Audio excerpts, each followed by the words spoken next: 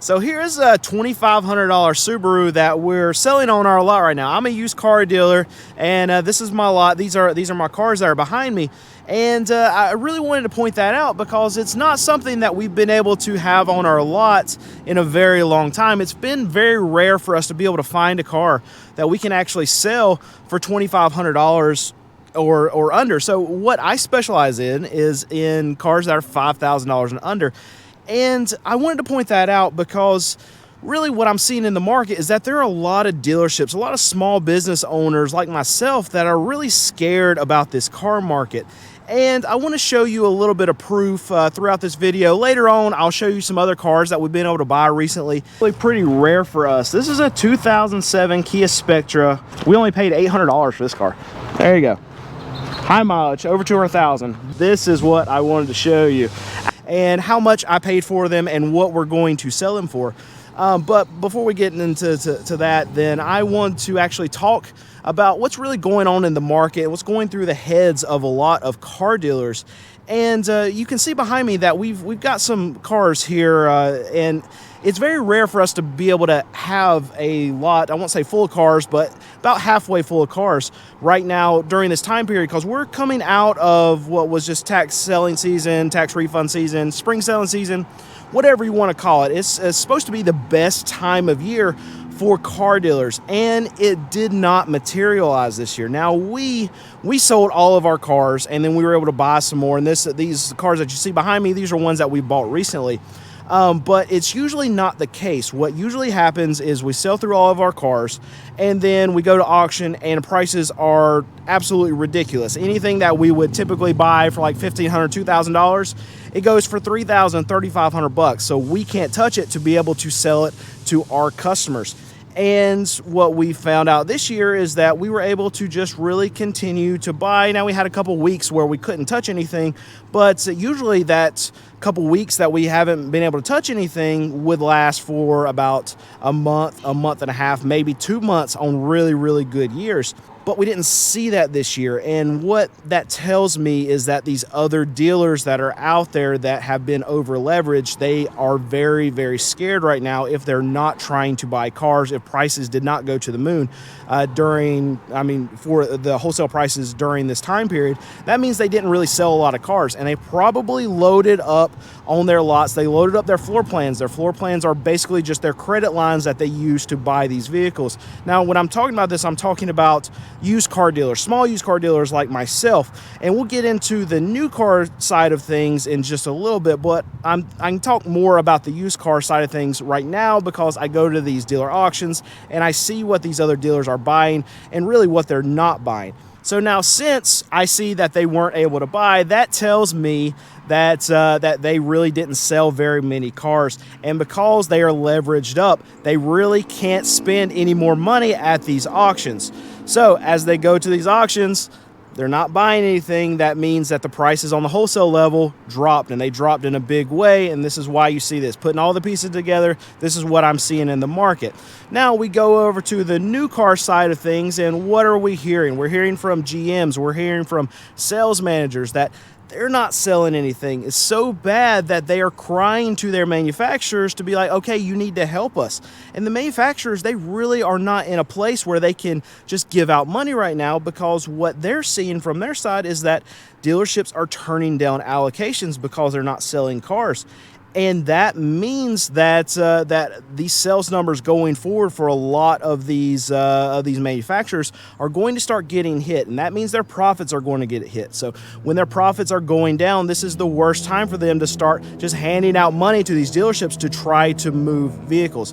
So we're going to see, in my opinion, in the next few quarters from a lot of these big manufacturers. You see your Ford, Stellantis, GM are the three that are going to have really the biggest problems. And you know what, I'll throw Nissan on top of that too, because what we've seen from Nissan is they're they're getting hit. They're trying to help dealers in two ways.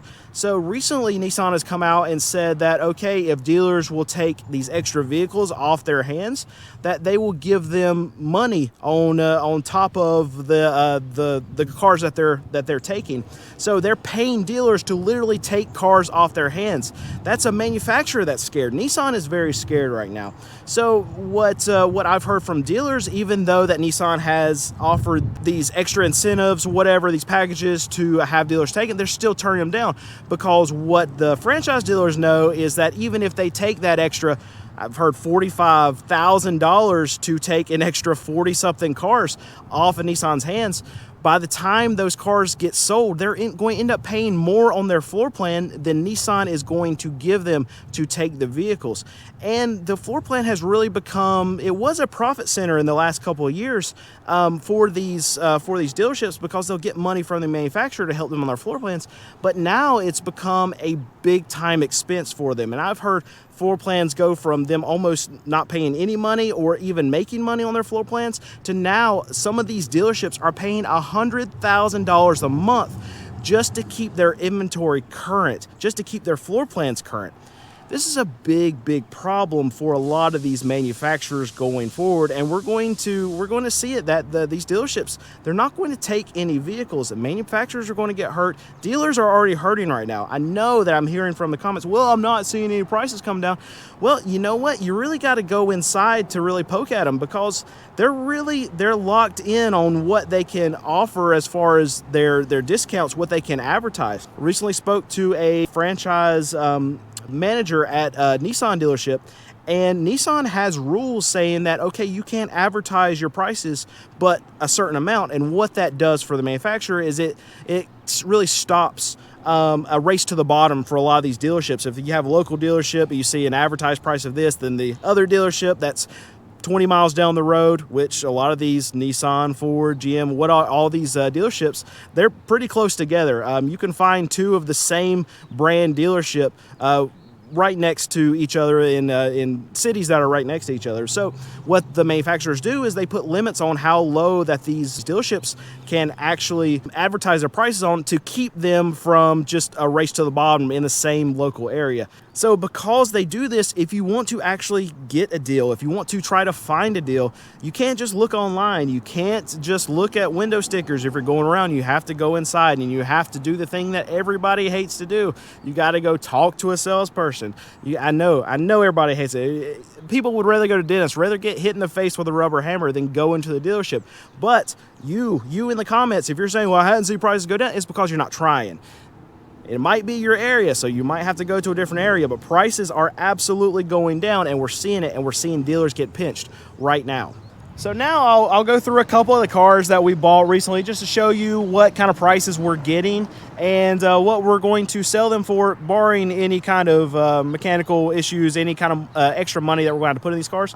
But this is a different style video. It's a little bit more relaxed than what I usually do on our main channel. And so let me know down in the comments if you like this style. And if you do, make sure you hit the subscribe button. I'm hearing from a lot of people that they are not subscribed to this channel and they don't realize it's a different channel than our main channel. But I can do more of these style videos where I'm just walking you around our lot, showing you prices of cars, what we paid for them, if you want it. But put it down in the comments and subscribe if you do want to see more videos just like this one. All right, so this one's a good one to start with. This one's actually pretty rare for us. This is a 2007 Kia Spectra, but it's only got 84,000 miles.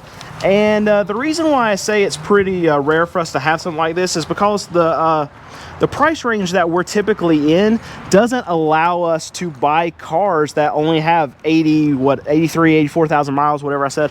And we usually can't buy even something like a Kia Spectra. I mean, it's a small, cheap car. Even something like that, it usually prohibits us from buying it to where we can sell it for $5,000 and under. And I was going to tell you the price. I already threw away my price sheet. We paid $2,400 for it. So all these cars that I'm going to show you in this video, just know know that, okay, we paid $2,400 for this car. We have a $240 buyer fee on top of that. We're going to have inspection fee. It's probably going to be something where these things are the worst about O2 sensors. We're probably going to have to fix an O2 sensor in it. That's going to be $60 or whatever the sensor costs. So just know we'll have expenses on top of that. But we try to make somewhere between $1,000 and $1,500 per car. And where our average hits, if I take all the cars that we've sold over the last year or whatever, throw them in a bucket and spit out an average, it's right at $1,200. That's what we make. That's gross profit. So we have expenses after that too, but that's what we try to gross on every car. So this one's $2,400 plus we're going to have fees and stuff and everything. So we'll try to sell it for probably $4,000 when it's all said and done, barring, just keep in mind, barring any kind of major mechanical thing that we have to actually pay to get it fixed, whatever. My words are not coming out very well, but here's a Subaru we just bought. It's a 2001. Oh, we only paid $800 for this car. There you go. High mileage, over 200,000, but we only paid $800 for it, and hopefully other dealers just turn their nose up at it. And I'll point, there's Alex. Yep. But we buy stuff like this. We love to buy stuff like this, where the paint's all busted and bad. We love to buy that kind of stuff because we can buy it something like this, which I mean, Alex checked it out. It probably runs fine, and hopefully we'll have to do minimal work to it, and then we could maybe sell this to a customer for $2,000. Where can you find a $2,000 car at? And I like buying stuff like that because the people who are buying a $2,500 car, they don't care what the paint looks like. They're just trying to get a car that can get them from point A to point B, and this is going to be it for them. So we try to buy stuff like that as much as we can, especially when we find like a busted like Toyota Camry that looks awful. It's got 180,000 miles. Other dealers are like, oh, who would ever buy that? Me, I would buy that. That's what I want to buy. I want to buy it cheap, and then I want to sell it cheap. That's what we like to do. All right, and here's actually, you know what, I'm gonna show you that one. That's a beauty right there in a second. That's probably for my private collection over there. I don't know if you can see the butt end of it right there, but that's a beautiful car over there. This is a 2002 Ford Escape. It's got 144,000 miles. We paid $2,100 for it. So that one, holding the camera weird. So that one, let's see here, I said it's got 144,000 miles. $2,100 what we paid for it, so it'll be a $3,500 car. That's what we'll try to get out of. But this is what I wanted to show you. Alex knows I have a sweet spot for like a Ford Taurus. There's a bug on my paper. Ford Taurus station wagons, and this is close to it. I don't like these. They're not as good as the Ford Taurus station wagon. I would much rather have the Ford Taurus station wagon, but I'm probably going to seems ridiculous. I'm probably going to drive this around for a little bit. It's a 1994. It's got 80,000 miles on it, and it looks like it was kept by an old lady. The interior looks great on it, but this is just I have fun with this kind of stuff. I don't need sports cars. I don't need really fast things, anything flashy, but this is what I like. I like this right here. Thanks, guys.